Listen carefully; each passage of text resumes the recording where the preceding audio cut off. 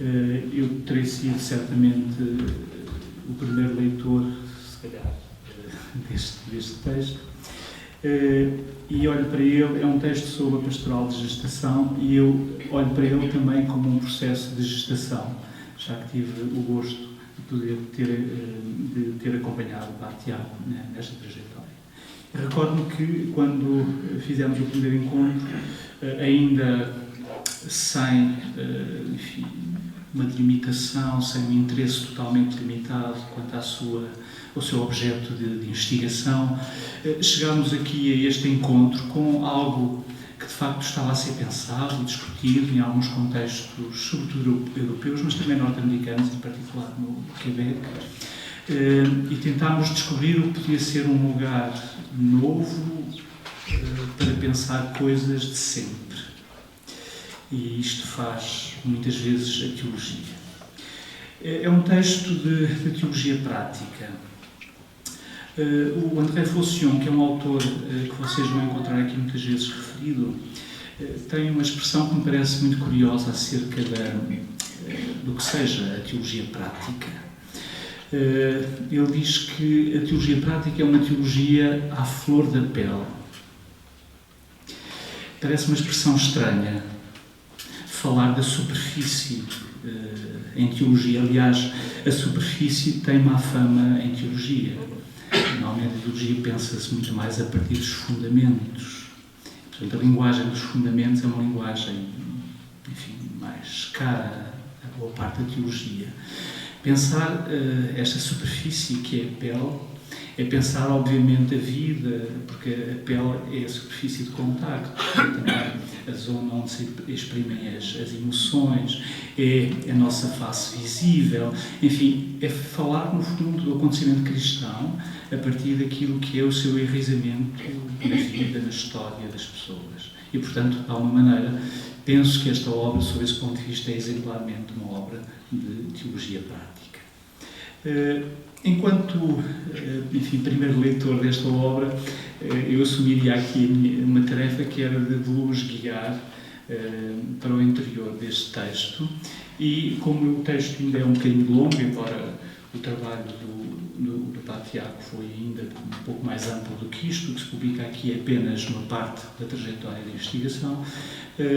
Em todo caso, eu gostava de me circunscrever a 2 tópicos, pensando que talvez a partir daí vos possa seduzir para depois poderem mergulhar com um bocadinho mais de tempo neste texto. E esses 2 tópicos estão no título e no subtítulo. Pensaria um bocadinho este problema da transmissão, que é uma das palavras-chave que aparece neste título, e depois uma outra palavra, a palavra gestação, ou se quiserem esse conjunto pastoral de gestação. De facto, grande parte dos teólogos têm pensado o problema da transmissão crente no contexto em que vivemos, fazem-no a partir da consciência de que, as lógicas, os processos da transmissão sofreram, rupturas muito grandes na nossa experiência contemporânea. A transmissão é normalmente vista como um contexto de crise. E reparem, de alguma forma, assumir isso é algo fundamental para se perceber esta obra. Porque a crise é aqui lida a partir de um enfoque específico. Não é vista na lógica de um crepúsculo, de alguma coisa que apenas se define pela erosão, por algo que está a terminar. É muito mais um olhar que a vê como uma oportunidade.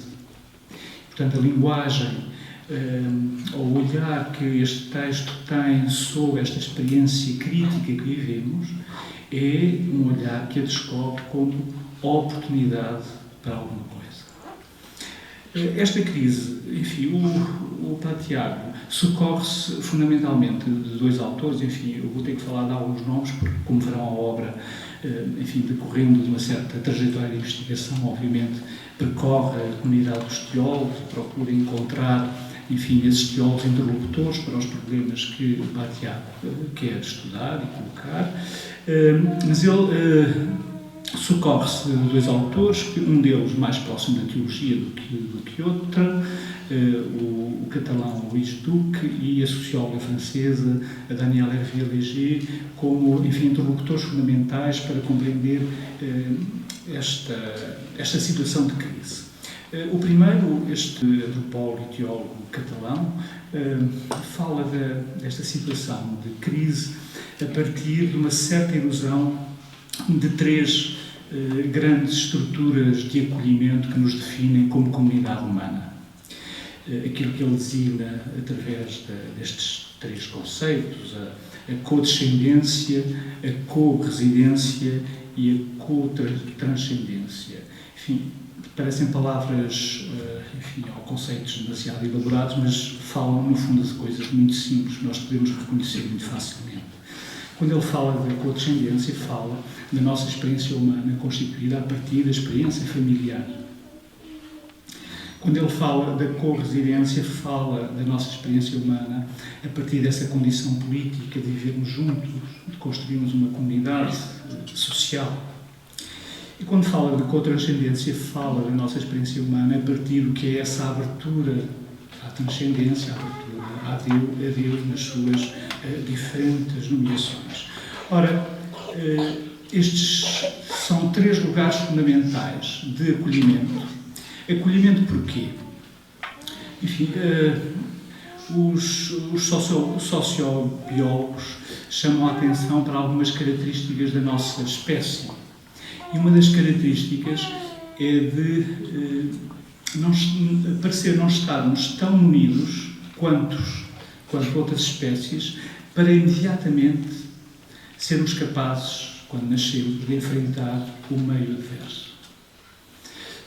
Ou seja, em grande medida, as outras espécies teriam, enfim, um programa genético que reagiria mais rapidamente àquilo que são as necessidades imediatas e por isso vemos como, enfim, as crias de certos animais, enfim, com relativa rapidez se tornam mais ou menos autónomos.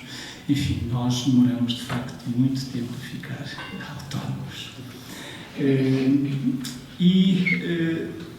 Para compensar, de alguma maneira, conseguimos transmitir muito mais do que simplesmente um programa genético.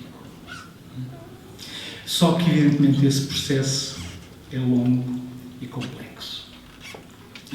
E, portanto, o primeiro lugar de elaboração desse processo de transmissão, que é um processo de transmissão cultural, ou seja, transmitimos não apenas um programa genético, mas também um programa cultural, é evidente que a família foi um suporte essencial. Ora, como não se transformaria isso num quadro em que a família sofreu profundas alterações, enfim, num arco de tempo um bocadinho maior, podemos falar do final, desde a Revolução Industrial, enfim, com uma profunda alteração dos quadros familiares. Enfim. E isso, com uma profunda alteração também, decorrente disso, da própria construção da identidade. Enfim, eu costumo observar este aspecto curioso. Os meus pais, quando eu lhes falo de alguém que não conhecem, uma das primeiras coisas que eles perguntam é filho de quem? E esta pergunta parece ser uma chave imediata para a compreensão de quem são esses. Normalmente a seguir a outra pergunta é de onde são. Enfim, eu não sei se nas estratégias de apresentação de si, por exemplo, as minhas filhas adolescentes dirão em primeiro lugar, em primeira linha, para se apresentarem que são filhas de... Eu suponho que não. Eu suponho que, em primeiro lugar, se calhar dirão que são amigos de...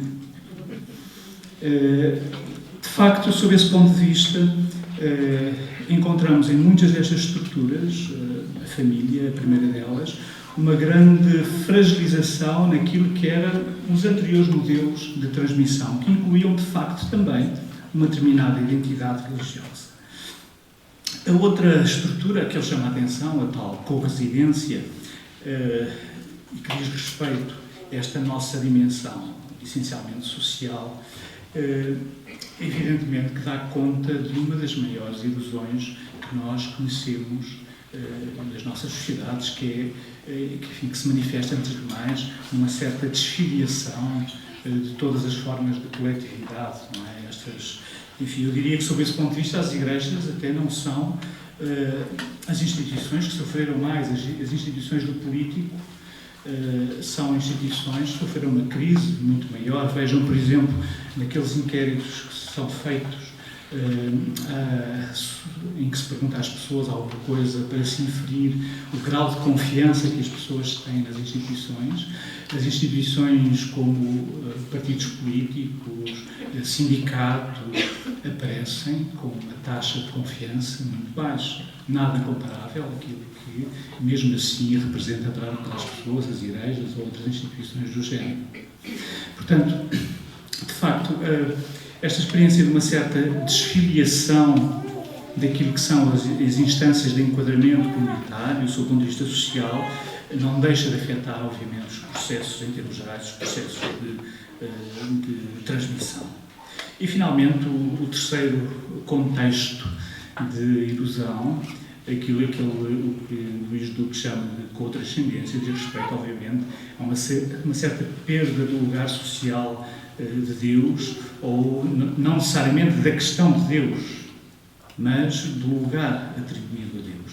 Diríamos, agora parafraseando um dos autores que também Plateau com frequência lê neste texto, o André Faucon, diríamos que passámos de uma situação cultural em que se falava de um Deus necessário para se compreender o que é a vida, o que é até o cosmos, enfim, a sociedade, para uma situação em que Deus se torna, ou se pretende que torne, desejável.